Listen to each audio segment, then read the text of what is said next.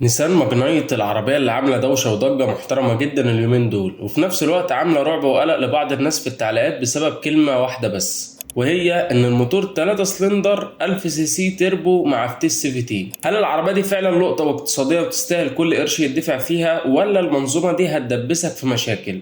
وال788 ألف جنيه دول تشتري بيهم ماجنايت ولا تروح للبدايل؟ انا عمرو مجدي بقدم محتوى عن السيارات على يوتيوب، وفي الفيديو ده هقولك الخلاصة من الاخر ومن غير تزويق.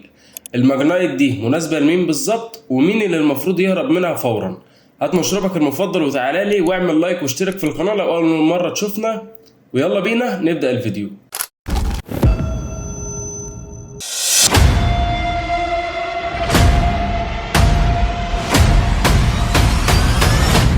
خلونا نتفق على حاجة الأول. نيسان شركة يابانية عريقة، بس الماجنايت دي بلد المنشأ بتاعتها الهند، والتجميع والتقفيل هنا في مصر. العربية بتصنف سب كومباكت كروس اوفر تحت المدمجة. في الصور والفيديوهات هتحسها هاتشباك صغنونة، بس لما تقف قدامها على أرض الواقع العربية ليها هيبة باينة على الأرض كده وواخدة وضعها. والأهم من ده كله خلوص أرضي 20 سنتي، يعني مطبات مصر المحترمة مش هتسمع صوتها تحت العربية إطلاقا. التصميم هجومي وشكله حلو مع شبكة ضخمة وفوانيس LED، وبتنزل بتو-تون لونين وفبر اسود داير ما يدور بيديها طابع الاس يو في. الجنط حديد بالتصاعد في الفئة الأولى وسبور في باقي الفئات. عندي ملحوظة تصميمية واحدة من وجهة نظري، مكان اللوحة المعدنية ورا في الاكسدام من تحت مش ألطف حاجة. كان الأفضل تبقى على باب الشنطة تحت كلمة ماجنايت بدل المساحة الفلات دي، بس في المجمل شكلها عصري وجذاب. من جوه الطموح حلو والتصميم بسيط ومتناسق، وفتحات التكييف شبه اللي بنشوفها في رينو. بس خلينا صريحين، الخامات متواضعة جدا، بلاستيك في كل حتة عدا الفئات العالية اللي فيها جلد خفيف على الطرة. عندك لوحة عدادات ديجيتال بتديك البيانات الأساسية، وشاشة 8 بوصة بسيطة بتدعم اندرويد اوتو وابل كار بلاي. الشاشة بتأدي الغرض، بس ما تنتظرش منها أسرع استجابة ولا أعلى كواليتي. بالنسبة للمساحات، قدام المساحة كويسة، بس لو اتنين مليانين قاعدين جنب بعض هيخبطوا في بعض شوية. ورا الماجنايت بتقدم مساحة أرجل ورأس مقبولة جدا لواحد طوله 180 سنتي، تاخد شخصين مرتاحين جدا جنب بعض وطفل صغير في النص، ومفيش نفق فتيس يضايقك. بالنسبة لمساحات الرؤية، فمساحة الرؤية الأمامية والجانبية ممتازة جدا، والنقاط العمياء قليلة، بس الرؤية الخلفية من المراية اللي جوه بتصغر لو في ركاب قاعدين معاك ورا. الشنطة مساحتها 336 لتر، مساحة مقبولة جدا، بس شفة التحميل عالية سنة، والكنبة بتطوي لو عايز تكبر المساحة دي. العيب اللي يضايق بجد وهي مساحات التخزين جوه الصالون قليلة وصغيرة جدا، كان لازم يراعوا نقطة زي دي. نيجي بقى لأكتر نقطة مجننة الناس في التعليقات، وهي منظومة الحركة. أنا بصراحة مستغرب من حجم الهجوم وكأنها أول مرة تنزل. المنظومة دي راكبة على عربيات تانية زي الكارديان والتاليانت، والناس ما اتضايقتش قوي كده. تعالوا نفك الشفرة دي ونشوف مع بعض. العربية بتيجي بموتور 3 سلندر 1000 سي سي تيربو بيطلع 100 حصان وعزم 152 نيوتن متر، متوصل بفتيس سي في تي اكسترونيك، والعربيه بجر امامي للعجلات. السؤال المهم، هل الموتور ده ضعيف؟ فالحقيقه العربيه الموتور ده مناسب معاها جدا بالنسبه لوزن العربيه اللي هو طن و200 كيلو بس. ف100 حصان مع عزم التربو اللي بيجي بدري عند 2200 لفه بيدوك استجابه وسحب ممتازين جدا جوه المدينه، والعربيه مش هتحسها عاجزه او بطيئه معاك في الغرز. طيب الناس بقى متضايقه ليه؟ الناس متضايقه علشان الثلاثة سلندر طبيعي يكون فيه اهتزاز ورعشه كده وانت واقف على الصلانسي، وده طبيعه المحركات دي، بس مش اهتزاز عنيف قوي اللي يضايقك او يخوفك. والفتيس اللي موجود دلوقتي هنا فيه نقلات وهميه، بس هو معمول للروقان مش بتاع جري وقرص وتنطيط. الميزه المسيه هنا هي الاستهلاك. الرقم الرسمي لاستهلاك البنزين هنا 6.5 لتر لكل 100 كيلو، والعربيه دي فيها تانك 40 لتر.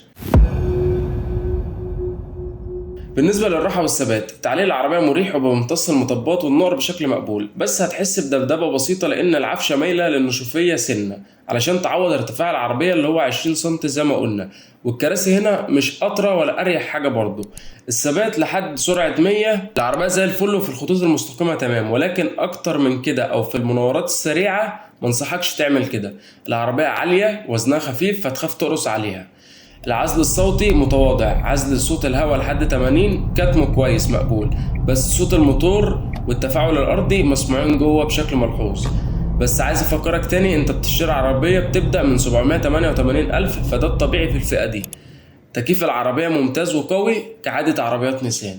نقطة القوة الأولى في العربية دي هي الأمان، والعربية نازلة بأربع فئات بتبدأ من 788 ألف جنيه إلى 888 ألف جنيه، ومن أول فئة بتنزل ب6 إيرباج في كل الفئات، وأنظمة أمان كاملة ABS و ABD و ESP وتراكشن كنترول وبريك أسيست ومراقبة ضغط الإطارات، ودي نقطة تحسب لنيسان جدا. ونوصل مع بعض للخلاصة اللي انت مستنيها من اول الفيديو. النيسان ماجنايت تشتريها ولا لا؟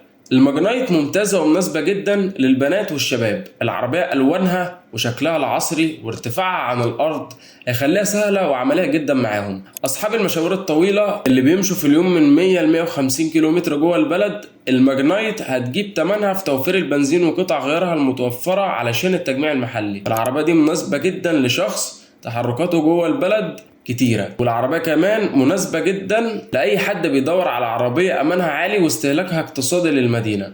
الماجنايت مش مناسبة خالص لشخص بيحب الجري أو القرص والشد على الطرق السريعة، مش مناسبة كمان لأسرة كبيرة عدد أفرادها 5 مثلا، والعربية كمان مش مناسبة لحد بيدور على عزل فارغ وخامات صالون فخمة. وفي النهاية الماجنايت بتقدم معادلة قيمة مقابل سعر منطقية جدا في السوق الحالي. ولو عجبك الفيديو ما تنساش تعمل لايك وتكتب لي في التعليقات شايف سعرها من 788 ل 888 ألف مناسب ولا لا؟ لو معاك المبلغ ده هتاخدها ولا تجيب بديل مستعمل؟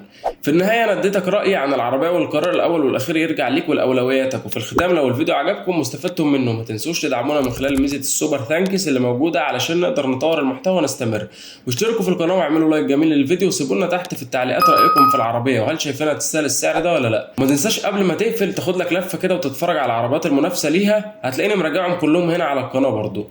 أشوفكم دايما على خير وبأحسن حال. شكرا لكم على المتابعة ومع السلامة.